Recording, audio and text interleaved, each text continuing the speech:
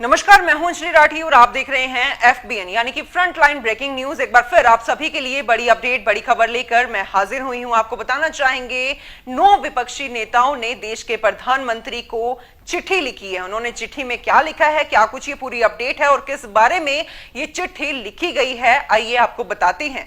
आपको बता दें, आम आदमी पार्टी सांसद संजय सिंह ने रविवार को प्रेस कॉन्फ्रेंस में कहा कि मनीष सिसोदिया को सीबीआई मानसिक रूप से प्रताड़ित कर रही है। एजेंसी उनसे झूठे कबूलनामे पर हस्ताक्षर करने के लिए फोर्स कर रही है। उनसे कहा जा रहा है कि हम आपको सारे आरोप लिखित में दे रहे हैं, आप इस पर हस्ताक्षर कर दीजिए।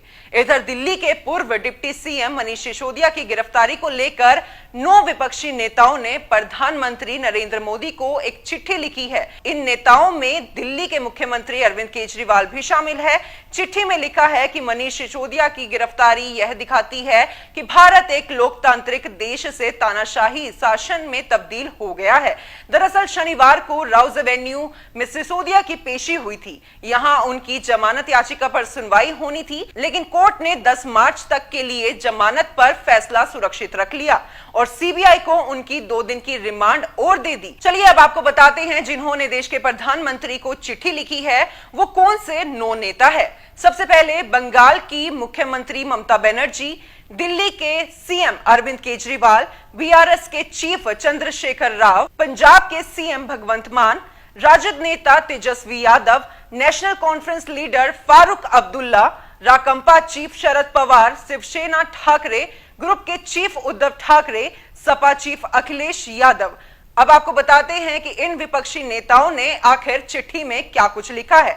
सबसे पहले इन्होंने लिखा है, प्रधानमंत्री जी, हमें भरोसा है कि आपको आज भी लगता है भारत एक लोकतांत्रिक देश है। विपक्षी नेताओं के खिलाफ केंद्रीय एजेंसियों का मनमाना इस्तेमाल है। आइए अब आपको बताते हैं कि प्रधानमंत्री को लिखी गई इस चिट्ठी में कौन सी बड़ी 5 बातें हैं। सबसे पहले इसमें लिखा गया है कि प्रधानमंत्री जी, हमें भरोसा है कि आपको आज भी लगता है कि भारत एक लोकतांत्रिक देश है।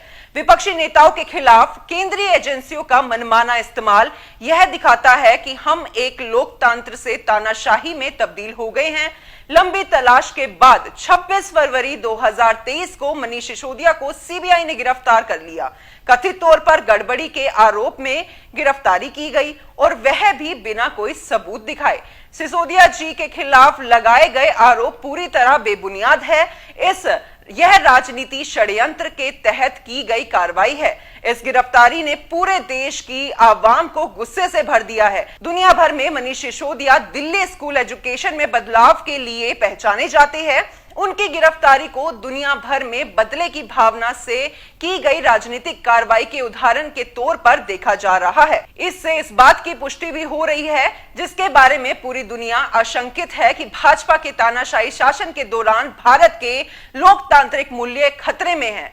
आपके शासन में 2014 में अब तक जितनी राजनेताओं की गिरफ्तारी हुई है, छापे मारे गए हैं, पूछताछ की गई है, उनमें से ज्यादातर विपक्षी नेता है।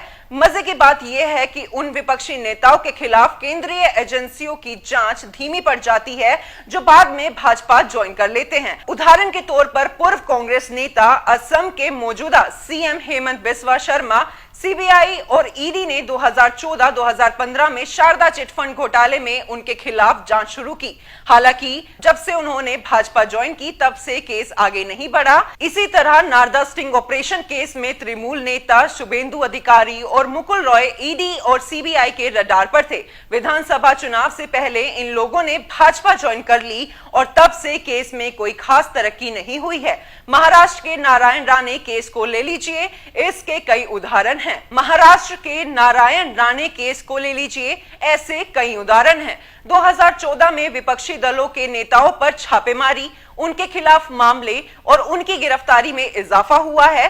चाहे वे राष्ट्रीय जनता दल के लालू प्रसाद यादव हो, शिवसेना के संजय राउत हो, समाजवादी पार्टी के आजम खान हो या एनसीपी के नवाब मलिक और अनिल देशमुख हो या तृणमूल के कांग्रेस के अभिषेक बनर्जी, इन सभी नेताओं के खिलाफ जांच एजेंसियों ने जिस तरह की कार्रवाई की है, उससे संदेश पैदा होता है कि केंद्र सरकार के अंतर्गत काम कर रही है ये एजेंसी। ऐसे कई मामलों में केस या गिरफ्तारी तब हुई जब चुनाव होने वाले थे। इससे ये साफ पता चलता है कि जांच एजेंसियों के ये एक्शन पॉलिटिकली मोटिवेटेड थे। जिस तरीके से विपक्ष के प्रमुख नेताओं को टारगेट किया जा रहा है, उससे इस आरोप को बल मिलता है कि आपकी सरकार जांच एजेंसियों की मदद लेकर विपक्ष का खात्मा करने पर जुड़ी हुई है। जिन एजेंसियों का दुरुपयोग करने का आपकी सरकार पर आरोप लगता है, उसमें ईडी अकेली नहीं है। साफ है कि इन एजेंसियों की प्राथमिकताएं गलत है। एक international forensic financial research report के बाद एसबीआई और एलआईसी ने एक कंपनी के चलते अपने शेयरों के मार्केट कैपिटलाइजेशन में 78,000 करोड़ से ज्यादा रुपए गंवा दिए हैं। इन जांच एजेंसियों को इस कंपनी की आर्थिक विस्तंगियों की जांच करने के लिए क्यों नहीं लगाया गया, जबकि इस कंपनी में जनता का पैसा लगा है। इसके अलावा एक और भी मुद्दा है जहां देश के संघवाद के खिलाफ जंग छेड़ी जा रही है। देश भर में गवर्नरों के ऑफिस संविधान के प्रावधानों के खिलाफ जाकर राज्य के कामकाज में अड़चन डालने लगी है। वे लोकतांत्रिक तरीके से चुनी गई राज्य सरकारों को जानबूझकर नीचा दिखा रहे हैं और अपनी मर्जी के मुताबिक सरकारों के कामकाज को प्रभावित कर रहे हैं, चाहे वो महाराष्ट्र, तमिलनाडु, पश्चिम बंगाल, पंजाब, तेलंगाना या दिल्ली के गवर्नर हो। वे आजकल केंद्र और गैर भाजपा शासित प्रदेशों की सरकारों के बीच गहरी होती खाई का चेहरा बन गए हैं। वे मिलजुल कर काम करने वाली संघवाद की भावना के लिए खतरा बन गए हैं। इस भावना को अब तक राज्यों ने बरकरार रखा है, बावजूद इसके कि केंद्र की तरफ से इसमें कोई योगदान नहीं होता है। इसके चलते देश की जनता भारतीय लोकतंत्र में गवर्नर्स के रोल पर सवाल उठाने लगी है। चुनावी मैदान के बाहर विरोधी पार्टियों से हिसाब बराबर करने के लिए केंद्रीय एजेंसियों और गवर्नर जैसी संवैधानिक दफ्तरों का गलत इस्तेमाल निंदनीय है। यह हमारे लोकतंत्र के लिए ठीक नहीं है। 2014 से जिस तरह इन एजेंसियों का दुरुपयोग हुआ है, इससे इनकी छवि खराब हुई है और उनकी सभ्यता और निष्पक्षता पर सवाल खड़े हुए हैं। इन एजेंसियों में लोगों का भरोसा खत्म होने इन एजेंसियों से लोगों का भरोसा खत्म होते जा रहा है। डेमोक्रेसी में लोगों की इच्छा सर्वोपरि होती है। लोगों ने जो फैसला सुनाया है उसका आदर करना चाहिए। तो ये थी एक बड़ी अपडेट जिसमें आपने जाना किस तरीके से जो आरोप है वो लगातार सीबीआई और ईडी पर लगाए जा रहे हैं विपक्षों के द्वारा। आपको क्या लगता है ये जो तमाम आरोप लगाए गए हैं 9 विपक्ष नेताओं के द्वारा देश के प्रधानमंत्री को चिट्ठी लिखी गई है, इसमें जो बातें कही गई है वो कितनी सही आप मानते हैं? मैं चाहूंगी कि आप नीचे कमेंट बॉक्स में आप अपने विचार लिखकर हम तक जरूर पहुंचाइए और ऐसे ही देश और दुनिया से जुड़े हुए हर छोटे से बड़े मुद्दे, छोटी से बड़ी खबर मैं आप सभी के लिए लेकर आती रहूंगी। आप देख रहे थे FBN यानी कि फ्रंटलाइन ब्रेकिंग न्यूज। मैं अंजलि राठी, धन्यवाद।